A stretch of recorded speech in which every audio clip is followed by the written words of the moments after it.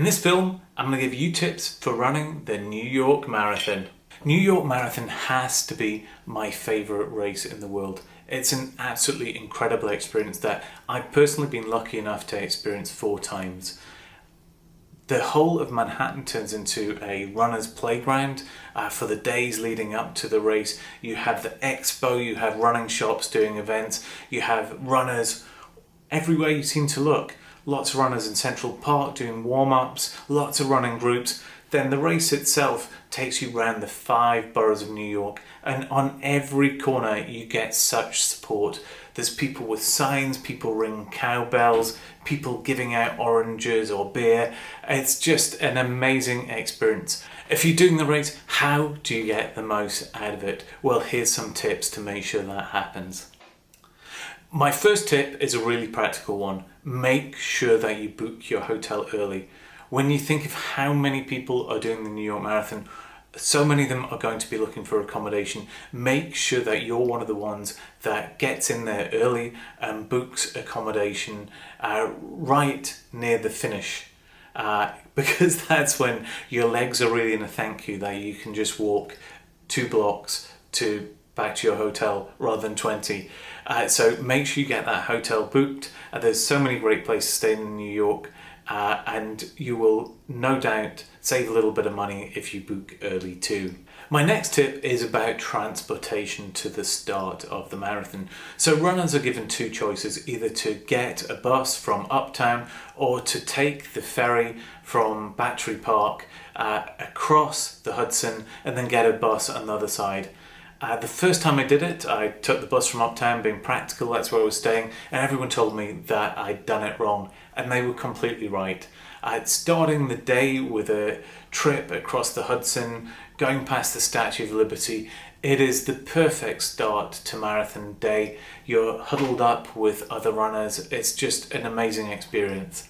It's also got the added benefit of giving you the option to use the bathrooms at the ferry terminals and on the ferry, and you know the toilet situation on a marathon morning is always something to think about. Just for me, the ferry, for the view rather than anything else, is just the perfect way to start the day. My next tip is to think hills. When I first did the New York Marathon, I thought hills wasn't something I really need to worry about. I've been to New York before. I know that New York is a pretty flat place. The bridges are the hills, and some of them are absolutely massive. So make sure that you look at the elevation of the course, make sure that you change your training accordingly. Put lots of hill training in there, and it's going to help you when you get to those bridges. I also think because of the bridges, it's worth setting off conservatively, keeping something back, because at the halfway point, you're going to hit the first bridge, and it is going to be really hard if you've put everything into hitting a really fast time in that first half. Hold a bit back, and you will have a better second half of the race. Another tip would be to go for the checked bag. So New York Marathon offers runners the chance to check a bag on the Friday or Saturday. It's something that you have to pre-book, and that gives you the chance to make sure that you have some stuff that you really want at the end of the marathon. That could be, for me, a bottle of Coca-Cola, so I've got caffeine and sugar and a couple of chocolate bars because I'm really hungry at the end of the race. It might be that you want a different pair of shoes. It might be that you want to put some money in there. So have a think about what you might want at the end of the race. You will get a goodie bag when you cross the finish line along with your medal. But to me, I always like the security of knowing that there's going to be a chocolate bar that I'll enjoy, that there is going to be some caffeine, very important to me after a marathon. So do the check bag, have a look on the New York Marathon website, make sure that you've got that. My next tip would be to make a plan for when you've finished the marathon. You're going to be exhausted, you're going to not be thinking straight. You need to have a direction of travel. On one of my marathons in New York, I was staying right at the bottom of Manhattan. I thought I'd just be able to get a cab. It proved impossible. I didn't know which subway I needed to get, so I ended up just kind of wandering through Manhattan and walk the entire length of Manhattan to get back to my hotel. That was a bad plan. Now I always make sure, have a plan of how you're going to get back to your hotel, have a plan for what you intend to do that evening, and just be kind to yourself because you are going to be absolutely knackered. And my next tip would be to make sure that you've got warm clothes to wear.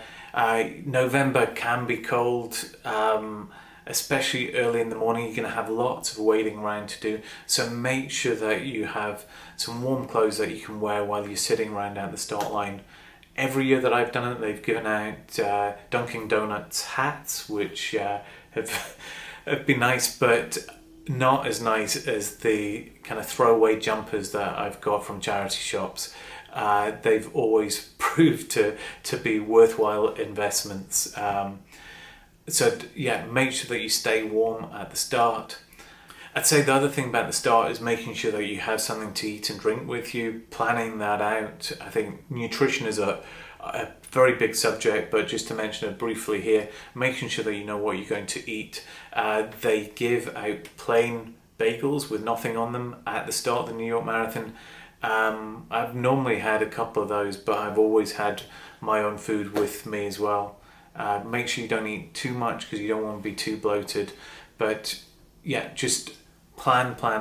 Make sure that you know what you're going to eat before the marathon and also how you're going to fuel throughout the 26.2 miles.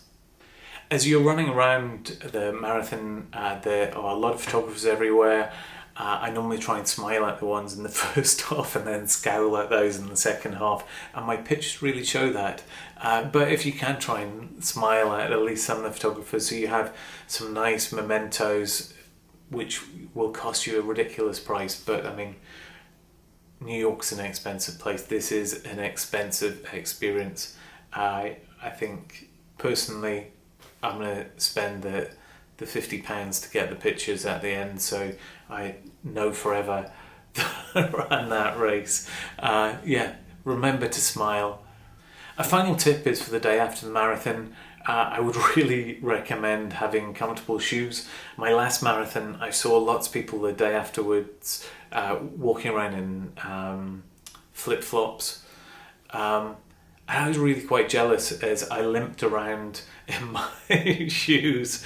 So think about what kind of comfortable footwear you can wear the day after the marathon. New York Marathon is such an amazing experience. It is something that you are going to remember forever. The sights, the sounds, the experience, the achievement. It is absolutely brilliant. So enjoy New York Marathon, and do leave me comments of anything that you think I should add to this, or anything that other people watching the video can scroll down and get your tips as well. Thank you.